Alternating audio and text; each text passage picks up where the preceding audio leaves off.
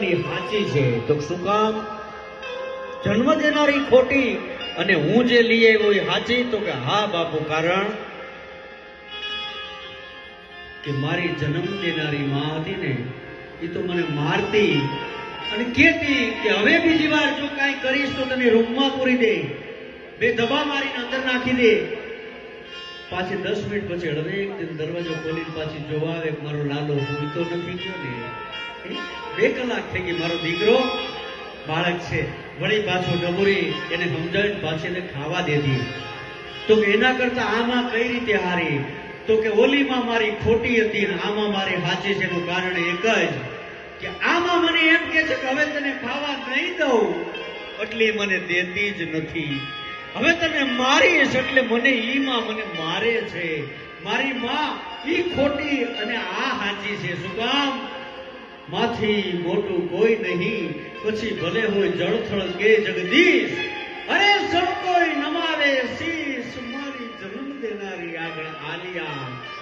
સમયનો વેણ વયું જાય, દીકરો મોટો થઈ જાય, પરિસ્થિતિનો શિકાર બની દીકરો મુંબઈમાં આવે.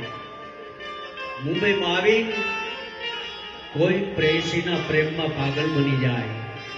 વેણ વયું ગયું છે. આની કોર વિચાર કરજો મિત્રો.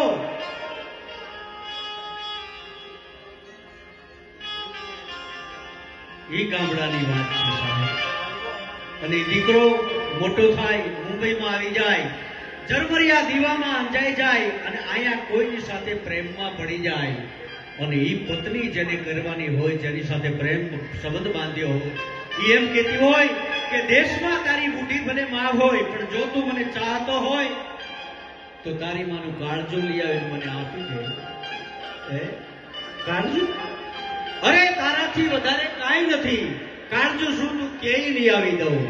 અને માટે અડધી રાતનું મજર ભાગ્યું, પહોંચે છે પોતાના ઘરમાં અને પોતાની માની પાસે જઈને હાથમાંથી કટાર લઈ અને માની છાતીમાં મારે અને કાળજું લઈને મા તો સતલોક સીધાવી જાય. પણ કાળજું લઈને હાલતો થાય અને લગભગ 20 ડગલા આગળ હાલે અને પગમાં ઠેહ લાગે અને પડું થાય ને તો માના કાળજામાંથી અવાય, ખમ્મા મારા બાપ, ખમ્મા ભાઈ તને લાગ્યો તો નથી ને સાહેબ. આ જનેતાનો પ્રેમ છે. અને એ દીકરાને જ્યારે સંસ્કારો આપ્યા હોય ત્યારે મારે તમારે કેવું પડે કે મહારાષ્ટ્રની ધરતીમાંથી એ શિવાજીને માં જીજાબાઈએ પોતાના ઘોડિયાના સંસ્કારો એ જાળવે હિચકાવી અને દીકરાને મોટો કર્યો હોય ને એવા હાલરડા ગાયા હોય. પણ કેવા